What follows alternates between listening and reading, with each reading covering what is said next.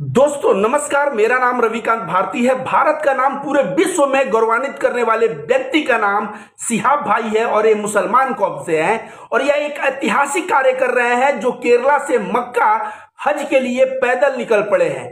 Total जो दूरी है वो 8,640 किलोमीटर की दूरी है। सुन के भी हम लोगों के होश उड़ जाते हैं और इस साहस को दाद देनी पड़ेगी कि कितना जबरदस्त इन्होंने साहस किया है कि ये 8,640 किलोमीटर की दूरी ये पहुंच रहे हैं पैदल और वहां जाके हज करेंगे। दोस्तों तमाम लोगों ने इनका मजाक भी बनाया कि समुद्र के रास्ते कैसे जाओगे, तो मैं कहूंगा उन लोगों को अपना नॉलेज बढ़ाना चाहिए, क्योंकि भारत से जो है मक्का और खाने काबा तक जाने का भूमि का भी रास्ता है। उसके लिए भारत से पाकिस्तान जाना पड़ेगा, पाकिस्तान से ईरान जाना पड़ेगा, ईरान से इराक जाना पड़ेगा, इराक से कुवैत जाना पड़ेगा, कुवैत से सऊदी अरबिया जाना पड़ेगा और सऊदी अरबिया में मक्का खाने काबा में जाके कोई व्यक्ति पैदल भी जाके हज कर सकता है। इनका यात्रा का यही जो है जर्नी का रूट है। यह केरला से निकले हैं, गुजरात होते हुए, राजस्थान होते हुए पाकिस्तान जाएंगे, पाकिस्तान से फिर ईरान, थोड़ा सा इराक टच करते हुए कुवैत और सऊदी अरबिया होते हुए मक्का खाने काबा पहुंचेंगे। दोस्तों इतनी बड़ी हिम्मत का कार्य के और इनके पीछे का त्याग देखिए।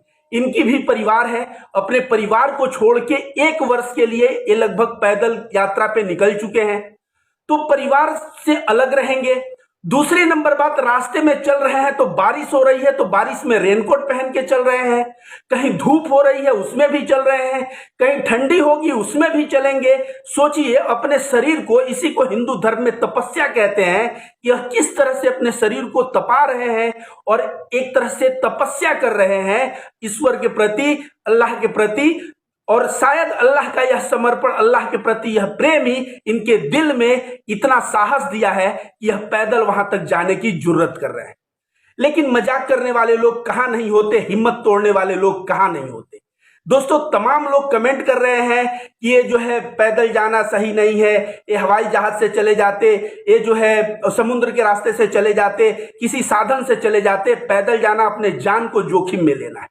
तो जो भी व्यक्ति यह बात कह रहा है, पहले मैं उससे कह दूं, याद रखो कन्फ्यूशियस ने कहा था कि हजारों मील की यात्रा एक कदम से शुरू होती है और रोज अपने जीवन में एक पत्थर को साइड करते जाओगे तो एक जीवन काल में पहाड़ को तुम साइड कर दिए रहोगे। दशरथ माझी जो पूरा पहाड़ तोड़ा, वो पहाड़ एक दिन में नहीं तोड़ा। साहब भाई भी यह यात्रा एक नाइट में नहीं कवर कर ले रहे हैं कि इनका कुछ हेल्थ इशू आएगा। साहब भाई ऑलरेडी प्लान करके, सोच समझ के, रोज उनको 25 किलोमीटर चलना है कि 30 किलोमीटर चलना है। जो मनुष्य का हेल्थ जितना सपोर्ट करता है उतना वह चल रहे हैं और उनको कुछ नहीं होने वाला। क्यों?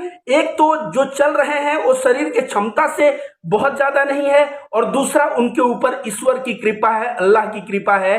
और जिसके ऊपर अल्लाह का हाथ हो, अल्लाह का कृपा हो, उसको अपने मंजिल से कौन रोक सकता है। अब सद्दाम भाई का पहुंचना ये हम लोगों को लग रहा है बहुत ही खेला बात, लेकिन यह खेल की बात नहीं है। अगर यह बंदा हज के टाइम पे वहां पहुंच जाए और ईश्वर करे कि पहुंच जाए, महादेव करे कि पहुंच जाए, अगर वहां पहुंच जाएंगे तो समझिए इन्होंने किस तरह से टाइम मैनेजमेंट किया, किस तरह से दूरी मैनेजमेंट किया, किस तरह से छोटे छोटे कदम लेके बड़े लक्ष्य को हासिल किया। और यह चीज जो है ना, इनसे सीखने की रह जाएगी। वैसे इनके यात्रा में हिंदू और मुसलमान दोनों भारी मात्रा में आ रहे हैं और इनका स्वागत कर रहे हैं। यहां तक कि गुजरात पुलिस, गुजरात में इनका ट्विटर अगर आप देखेंगे तो इनको ऑफिशियल ट्विटर अकाउंट से गुजरात पुलिस को इन्होंने धन्यवाद दिया है, क्योंकि गुजरात पुलिस इनको बहुत ही मदद किया है, इनके सुरक्षा में लगा रहा है और बहुत ही सम्मान इनको गुजरात में मिला है। अब यह राजस्थान में पहुंचने वाले हैं और राजस्थान से पाकिस्तान जाने वाले हैं। टोटल इनकी यात्रा जो है 56 दिनों की हो चुकी है और अभी तक इनका स्वास्थ्य बहुत ही अच्छा है और भगवान करे कि इनका स्वास्थ्य ऐसा ही बना रहे। और इस मुकाम को यह अगर पार करते हैं तो एक तो इनकी आस्था, इनका समर्पण अल्लाह के प्रति जो है सो है, भारत का भी नाम पूरे विश्व में एक मिसाल बनेगा कि भारत का एक ऐसा बंदा है जो इतने किलोमीटर की हज यात्रा करके और जो है हज करने आया।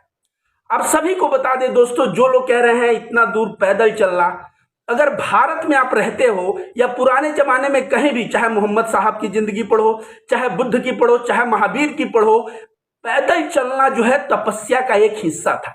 आपको विश्वास नहीं है, आज भी जापान के कुछ बौद्धिस्ट हैं जहां पे माना जाता है कि आप बौद्ध सन्यासी हैं तो पृथ्वी की एक परिक्रमा जितना पैदल चलना पड़ेगा। जी हां, देखिए यहां साइड में पेपर में कटिंग भी मैंने दिया है, ऐसा लिखा हुआ है। और बुद्ध अपने जीवन में, मोहम्मद साहब तो आपको सभी को पता है हिजरत किया उन्होंने मक्का से मदीना और कहां कहां। गौतम बुद्ध भारत के थे, मैं बता दूं, वह अपने जीवन में इतनी यात्रा किए कि उनको यात्रा को बिहार कहा जाता था। बिहार कर रहे हैं बुद्ध, और इतनी यात्रा की है कि एक भारत में राज्य का नाम ही बिहार पड़ गया। बिहार का मतलब होता है चलना, पैदल यात्रा करना, बिहार करना। नौका विहार होता है, नौका पे घूमना, तो घूमना, इतना उन्होंने घूमा। सोचिए, वो श्रावस्ती जाते तो पैदल जाते, वह सारनाथ आए तो पैदल आए, वो गया आए तो पैदल आए, और वे हमेशा केवल बारिश में 3 महीने वे पड़ाव डालते थे, नहीं तो थ्रू आउट घूमते रहते थे, विहार करते रहते थे। तो बौद्ध धर्म में भी पद यात्रा का बड़ा ही महत्व है। जैन धर्म की बात करें तो महावीर कहा जाता है अपने जीवन के 12 साल 6 महीने उन्होंने पैदल चलते रहे, ध्यान साधना करते हुए पैदल चलते रहे। 12.5 साल, सोचिए 12.5 साल में। अब मैंने इस बंदे का देखा तो मुझे कहीं ना कहीं याद आया कि भाई बारिश में भी चलेगा, गर्मी में भी चलेगा, इस शरीर को एक तरह से तपस्या ही तो कर रहा है। आप सोचिए, महावीर पैदल चलते थे। कभी कभी ऐसा भी हुआ है कि 3 दिन पे 1 दिन भोजन मिला है, कभी 13 दिन पे 1 दिन भोजन मिला है, और महावीर जो है काफी पतले हो गए थे अपने तपस्या के दौरान। तो आप समझिए कि भारत में महावीर भी पैदल चले। और हिंदू धर्म, अभी कांवड़ यात्रा जा रहा है ना, हम लोग क्या बाबा विश्वनाथ या यहाँ बाबा धाम जो झारखंड में है, वहां पे हम लोग गाड़ी घोड़े से नहीं पहुंच सकते? बिल्कुल पहुंच सकते हैं, लेकिन हम लोग देवघर पहुंचने के लिए सुल्तानपुर से हम लोग जल उठाते हैं। और सोचिए, यहाँ पे प्रयागराज से जल उठाते हैं काशी विश्वनाथ जाने के लिए। 120-30 किलोमीटर की दूरी पैदल क्यों जाते हैं? सिर्फ इसलिए जाते हैं क्योंकि हमारे दिल में भगवान शंकर और महादेव के लिए जो समर्पण है, उस समर्पण को दिखाने के लिए, अपने भक्ति को दिखाने के लिए, और अपने दिल से लोग पैदल जाते हैं। तो कांवड़ यात्रा में भी पैदल का बहुत ही महत्व है। और बता दूं दोस्तों, हिंदू धर्म के एक बहुत बड़े सन्यासी जिनका नाम स्वामी नारायण है, अक्षरधाम दिल्ली टेम्पल में जाएंगे तो स्वामी नारायण के बारे में जरूर आप जानते होंगे। उन्होंने, कहा जाता है कि लगभग 9 साल 11 महीने पैदल चले थे। 9 साल 11 महीने, सोचिए कितना बड़ा दूरी होता है कि 9 साल 11 महीने दूरी इन्होंने पैदल चला था। और अंत में गुजरात पहुंचे, और सारा तीर्थ घूमते हुए गुजरात में इन्होंने वहां पे जो है अस्थाई निवास बनाया, और फिर उनके बारे में आगे कहानी जान।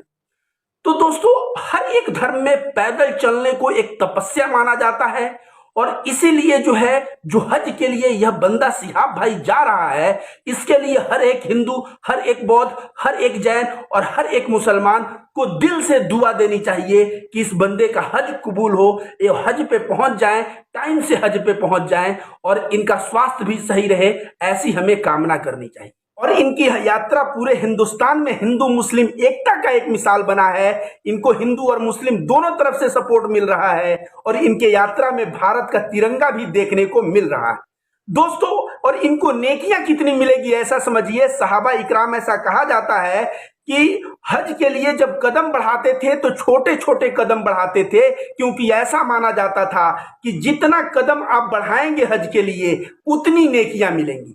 तो इस भाई को सोचिए, 8640 किलोमीटर पैदल जा रहा है, इनकी नेकियों की जरा आप कल्पना करिए। और हम लोग कांवड़ जब ये होता है तो हम लोग भी तो कांवड़ियों का पैर धोते हैं गर्म पानी से, सेवा करते हैं। उस सेवा करने से क्या होता है? नेकियां हमें भी मिलती हैं। तो हिंदू धर्म में भी ये मान्यता है, साथ साथ इस्लाम में भी ये मान्यता है। तो ये जा रहे हैं दोस्तों, जहां भी आपको ये मिले इनकी मदद करें, इनका समर्थन करें, और इनकी जो है हौसला अफजाई करें, क्योंकि ऐसा पुरुष, एक युग में एक पुरुष पैदा होते हैं। दोस्तों, थोड़ा आप लोग ही सोचिए कि इतनी दूरी, अब तमाम लोग कह रहे हैं कि पैदल जाने के लिए मैं भी इनके साथ जाऊंगा, मैंने कमेंट देगा मैं भी इनके साथ जाऊंगा। तो भाई आप इनके साथ जाएंगे, आपको पता है इन्होंने वीजा लेने के लिए भी संघर्ष किया है, 5-5 कंट्री से इन्होंने वीजा लिया है। आप वीजा लेंगे तब तो इनके साथ जाएंगे। दूसरा, हज के लिए जो है जीवन में एक बार जाना अनिवार्य है और उसी को अनिवार्य है जो सक्षम हो। तो आप अगर सक्षम हो तो बिल्कुल जाएं, वीजा बनवाएं, लेकिन आप अगले साल जा सकते हैं। इनके साथ ज्वाइनिंग करना बड़ा मुश्किल होगा। इसके साथ साथ जितने भी हिंदू भाई हैं, मुसलमान भाई हैं, इन सबको मैं कहता हूं कि धार्मिक कोई भी क्रियाकलाप गलत नहीं होता। आजकल नमाज को लेके जैसे टारगेट किया जा रहा है, मैं कहता हूं हजरत उमर के समय का एक वाकया है कि हजरत उमर के दरबार में एक बूढ़ी औरत आई और बोली, मैं तेल लेके जा रही थी और मेरा तेल जमीन में गिर गया और मुझे वही तेल चाहिए। और वो रो रही है, बोल रही है, रिक्वेस्ट कर रही है, वही तेल चाहिए। अब सोचिए, जो तेल जमीन में गिर गया है उसको कैसे दिया जाए। तो हजरत उमर ने एक चिट्ठा लिखा और कहा कि लेके जाओ और उसको वहीं पे रख दो जहां तुम्हारा तेल गिरा है। उसको वहीं पे रख दी वो बूढ़ी औरत जहां पे तेल गिरा हुआ था।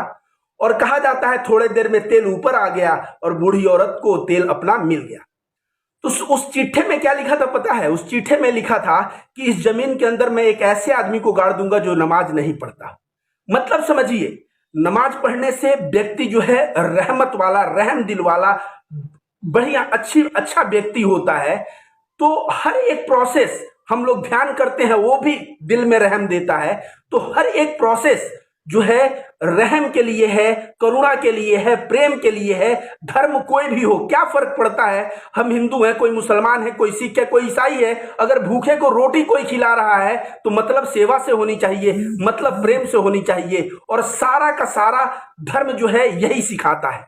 तो एक दूसरे के धर्मों को मजाक उड़ाने के बजाय हम लोग सम्मान दिखाएं। और जो जा रहे हैं भाई केरला से मक्का तक, मैं देख रहा हूं इनको हिंदू मुस्लिम, यहां तक कि गुजरात पुलिस का भी समर्थन मिला, जिस तरह से ये धन्यवाद दे रहे हैं। मतलब कहीं ना कहीं पूरे विश्व में हिंदू मुस्लिम एकता का जो संदेश एक मुस्लिम भाई जिसका नाम सिहाब है उसके वजह से फैल रहा है।